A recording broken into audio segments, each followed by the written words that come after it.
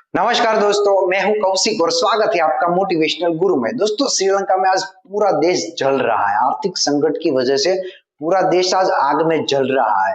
क्योंकि दोस्तों, इस बार आग पवन पुत्र हनुमान जी ने नहीं बल्कि वहां के जो पॉलिटिशियन परिवार, राजपक्सा जो परिवार है, उनकी वजह से पूरा देश आज जल रहा है। उनकी वजह से दोस्तों सिविल सर्वेंट और गवर्नमेंट के बीच सिविल वार जैसा माहौल हो गया है। सिविल वॉर अभी वहां पे चल रहा है। दोस्तों, कई सारे पब्लिक प्लेसेस और राजपक्सा परिवार के भाई के जो घर थे, उन घरों को भी वहां पे जला दिया है।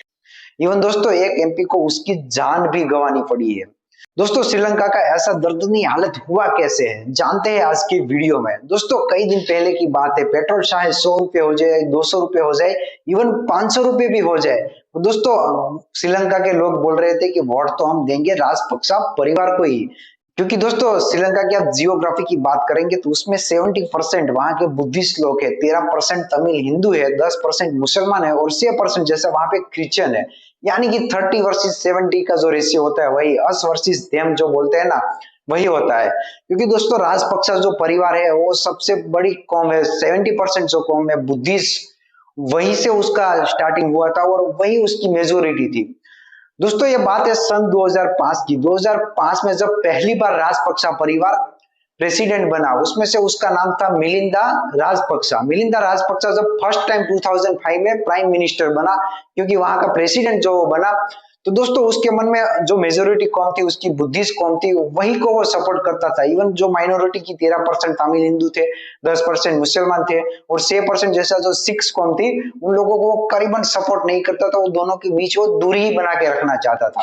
दोस्तों, कई साल पहले की बात है। वहां के जो तमिल हिंदू है और बुद्धिस्ट लोगों के बीच सिविल वॉर पहले से ही चलता ही आ रहा था, जिसकी वजह से राजपक्सा परिवार ने, क्योंकि दोस्तों सन 2005 से वो सत्ता में तो थे ही, सन 2009 में दोस्तों राजपक्सा परिवार ने आर्मी के थ्रू एक ऑपरेशन कराया, जिसकी वजह से तमिल के जितने भी हिंदू थे सब मारे गए। एलटीटीए का दोस्तों उसने पूरा खात्मा कर दिया, जिसकी वजह से आईएमएफ की रिपोर्ट के हिसाब से दोस्तों उस वार में करीबन 40,000 जो सिविल सर्वेंट थे, 40,000 जो पब्लिक थी, उसका भी उसमें नाश हुआ था। दोस्तों, इसकी वजह से वो पूरे मेजोरिटी में आ गए, जो कि क्योंकि सबसे मेजोरिटी की कौम थी वहां पे बुद्धिस्ट, और वहीं से उसके परिवार से ही आता था राजपक्सा परिवार। और सन 2010 में जो इलेक्शन आया, उसमें उसको दोस्तों तगड़े वोटों से लोगों ने उसको जिताया। क्योंकि दोस्तों ये एक ही फैमिली ऐसी थी। राजपक्सा परिवार सन 2010 में फिर से प्रेसिडेंट बना।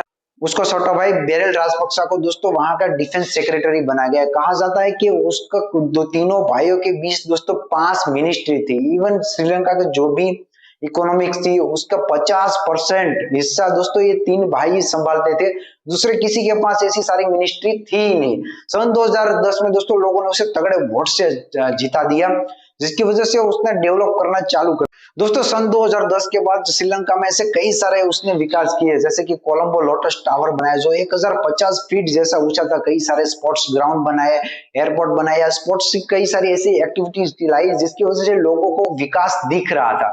लोगों को ऐसा लग रहा था कि राजपक्सा जो परिवार है वही हमें आगे ले जाएगा और वही हमारा विकास करेगा।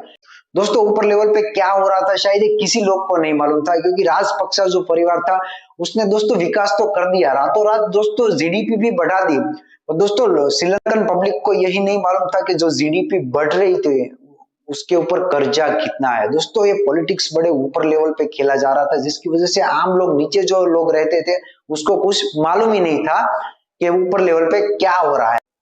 और दोस्तों उसी के बीच उसका 5 साल खत्म हो गया। सन 2015 में फिर से इलेक्शन आया। तो दोस्तों इस बार राजपक्सा परिवार अकेला नहीं था, उसके सामने एक आम नागरिक का बेटा मैत्रीपाला सिरिसेना नाम का एक इंसान प्रेसिडेंट के इलेक्शन में उसके सामने खड़ा हुआ। तो दोस्तों उसके पास 3 ही चुनावी मुद्दा थे, करप्शन, नेपोटिज्म और रोजगार। इस 3 चुनावी मुद्दा पे दोस्तों वो पूरा इलेक्शन जीत गया।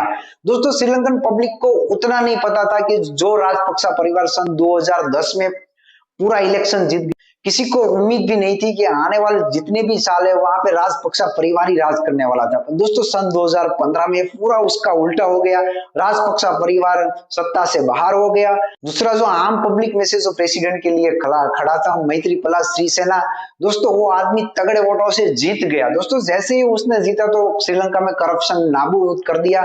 और दोस्तों राजपक्सा परिवार के जितने भी भाई थे, मिलिंदा राजपरे थे, बेरिल राजपरे थे, दोस्तों उन लोगों को इवन जेल जाना भी आया। दोस्तों जैसे ही उन लोगों के जेल जाने की बात हुई तो दोस्तों वो लोग देश छोड़ के चले गए। दोस्तों सन 2015 में वो आदमी ने बहुत ही ऐसा काम किया, श्रीलंका की इकोनॉमी को इतना डेवलप किया और जीडीपी को इतना बढ़ाया और कई सारे कर्जे से उसने मुक्त भी कराया। दोस्तों सन 2019 में एक टेररिस्ट बॉम्ब ब्लास्ट श्रीलंका में बड़ा हुआ, जिसकी वजह से 270 लोगों की जान चली गई और कई सारे लोग घायल हुए। दोस्तों सबसे हैरानी की बात तो यह थी कि वो बॉम्ब ब्लास्ट की जिम्मेदारी दोस्तों इस्लामिक स्टेट ने ली, जिसकी वजह से वहां की जो मेजोरिटी कौम थी, बुद्धिस्ट लोग, तो उन लोगों को दोस्तों फिर से डर जैसा माहौल हो गया था। तो दोस्तों इस बार डर उसको तमिल हिंदू से नहीं बल्कि 10% जो मुसलमान थे उन लोगों से उनको दोस्तों डर लगने लगा। दोस्तों बुद्धिस्ट लोगों के मन में फिर से ख्याल आया कि फिर से हम राजपक्सा परिवार को प्रेसिडेंट बनाएंगे। मतलब ये राजपक्सा परिवार ही एक ऐसा परिवार था जिसने दोस्तों बुद्धिस्ट लोगों को तमिल से मुक्त करा गया है। दोस्तों बुद्धिस्ट लोगों के मन में यही दोस्तों बार बार हो रहा था कि फिर से हम राजपक्सा परिवार को इलेक्शन में लाएंगे। दोस्तों सन 2020 में फिर से इलेक्शन हुआ और दोस्तों फिर से 2020 में प्रेसिडेंट में आया राजपक्सा परिवार। 2020 में प्रेसिडेंट में आया दोस्तों, उसने अपना सब इकोनॉमी खलास कर दिया। दोस्तों उसको चुनावी जो भी मुद्दा थे वही को लेकर वो अपने काम कर रहे थे। उसको चुनावी दो ही मुद्दा था दोस्तों। उसको चुनाव में पहला मुद्दा था कि हम हर आदमी को, मतलब बड़े से बड़े जो आदमी रहेंगे उनको हम टैक्स फ्री करेंगे और हम अपने देश में ऑर्गेनिक फार्मिंग का इम्प्लीमेंटेशन करेंगे।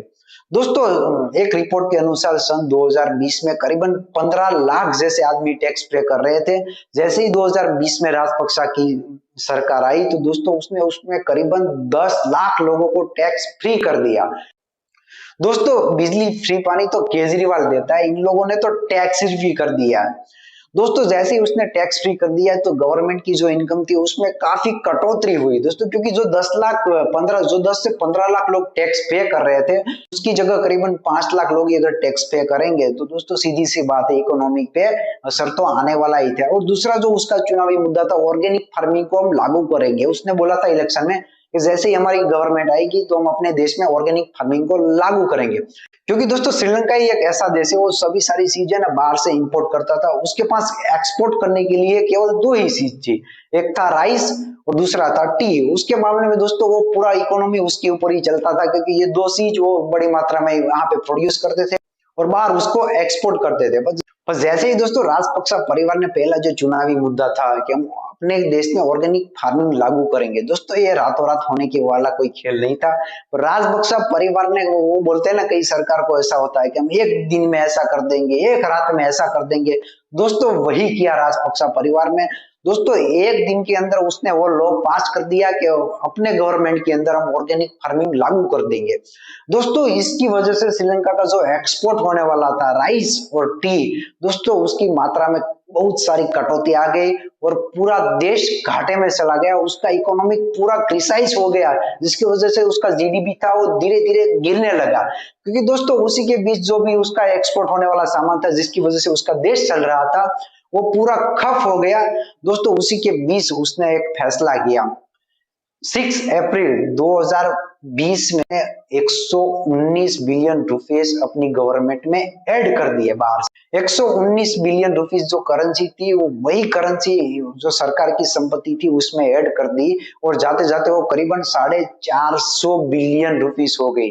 दोस्तों इसमें इकोनॉमिक्स की डिग्री की कोई जरूरत ही नहीं है दोस्तों, सीधी सी बात है, बाहर से अगर इतना पैसा आएगा कंट्री में तो इकोनॉमिक्स डेवलप होने वाला है, साथ में साथ इनबैलेंस भी होने वाला ही है। क्योंकि दोस्तों वो सिचुएशन था सन 2020 में जैसे ही वो राष्ट्रपति बने उसी टाइम दोस्तों एक पेंडेमिक कोविड की सिचुएशन ज्यादा खराब थी, क्योंकि श्रीलंका की जो 12% जीडीपी में जो कंट्रीब्यूशन होती थी ना वो दोस्तों टूरिज्म की वजह से होती थी। क्योंकि सन 2019 में जैसे ही कोविड की सिचुएशन और पेंडेमिक सिचुएशन आई तो दोस्तों वहां का टूरिज्म पूरी तरह से ठप हो गया और सन 2019 में जो टेररिस्ट बॉम्ब अटैक हुआ था ना उसकी वजह से कई देशों ने टूरिज्म के ऊपर दोस्तों प्रतिबंध लगा दिया था, जिसकी वजह से श्रीलंका का जो टूरिज्म यानी कि जो 12% जीडीपी में कंट्रीब्यूशन करता था वो पूरी तरह से ठप हो गया, जिसकी वजह से दोस्तों सरकार की जो संपत्ति थी, इनकम जो भी थी वो धीरे धीरे कम होते जा रही थी। दोस्तों उसने चुनावी वादे में ऐसे सीधे साधे बोल तो दिया पर उसका जो डायरेक्टली इफेक्ट था वो सरकार की इनकम पे होने लगा। दोस्तों ये बाहर का जो पैसा आया जिसकी वजह से इकोनॉमी पूरा इनबैलेंस हो गया। दोस्तों ये सीधी सी बात है कि इतना गवर्नमेंट बाहर से अगर पैसा इंपोर्ट करेगी तो दोस्तों इकोनॉमिक इम्बैलेंस होने वाली ही थी और वही श्रीलंका में हुआ दोस्तों। वहीं से उसका पतन धीरे धीरे शुरू होना हो गया और इतना आर्थिक संकट श्रीलंका के ऊपर आ गया था दोस्तों। क्या श्रीलंकन पब्लिक सो रही थी? वहां के जो भी मिनिस्टर थे उन लोगों को नहीं पता था, वहां के जो भी प्रेसिडेंट थे उनको भी नहीं पता था दोस्तों। ऐसा नहीं है, आईएमएफ की जो भी रिपोर्ट थी उन लोगों ने उसको क्लियर बता दिया था कि आप जो ये चुनावी मुद्दा लेके आए थे ऑर्गेनिक फार्मिंग और टैक्स फ्री करने का, उसकी वजह से आपका देश घाटे में चला जाएगा। वहां के जो प्रेसिडेंट थे राजपक्सा परिवार, उन लोगों ने किसी की भी नहीं सुनी।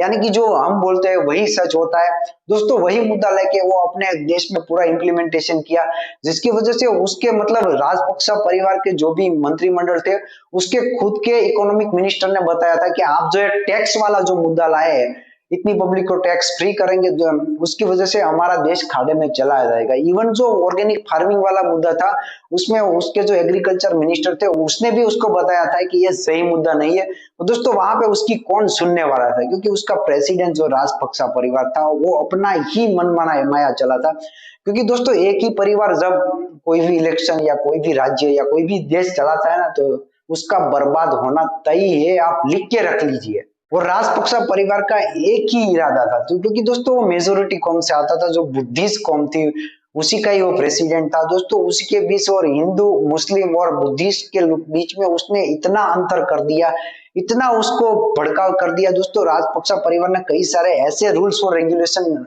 ला दिए। राजपक्सा परिवार ने सन 2019 के बाद जब टेररिस्ट बॉम्बिंग हुआ उसके बाद दोस्तों मुस्लिमों के ऊपर उसने इतना अत्याचार किया है, क्योंकि दोस्तों धीरे धीरे उसने बुर्का भी बंद कर दिया और समय जाते जाते उसने कई सारे मदरसे क्लोज करवा दिए, जिसकी वजह से बुद्धिस्ट और मुस्लिम कौम थी उसके बीच दूरियां ज्यादा ही हो गई, जिसकी वजह से वो दोनों के बीच मतलब कंट्रोवर्सी जैसा माहौल, एक दूसरे को मारने के लिए लगे थे, ऐसा माहौल उसने देश में क्रिएट कर दिया। क्योंकि दोस्तों वो राजपक्सा परिवार का एक ही कॉमन मुद्दा था कि मेजोरिटी कौम को खुश कैसे रखे, जिसकी वजह से वहां पे अभी ना ही हिंदू सुरक्षित है, ना ही मुसलमान सुरक्षित है, और ना ही दोस्तों जो भी बाकी दूसरी कौम है वो भी सुरक्षित। क्योंकि दोस्तों उसने भड़काऊ भाषण ही ऐसा किया है जिसकी वजह से दोस्तों आज पूरा देश चल रहा है। क्योंकि शायद श्रीलंकन पब्लिक और उनके मिनिस्टर को पता नहीं होगा, राहत इंदौरी साहब का एक बड़ा ही मशहूर शेर है कि लगेगी आग तो आएंगे हर घर सदमे, यहाँ पर सिर्फ हमारा मकान थोड़ी है। दोस्तों जैसे ही श्रीलंका में आग लगी उसके आजू बाजू के जितना भी एरिया था, जितना भी पब्लिक था, सबको उसने लपेट में ले लिया। उसका नतीजा आपके सामने ही है दोस्तों। पूरा श्रीलंका आज आग से जल रहा है, आर्थिक संकट से जल रहा है। दोस्तों कैसी लगी आपको इंफॉर्मेशन? अगर ऐसे ही अमेजिंग वीडियो जानना है तो मेरी चैनल को लाइक कीजिए, शेयर कीजिए और सब्सक्राइब करना मत भूलिए।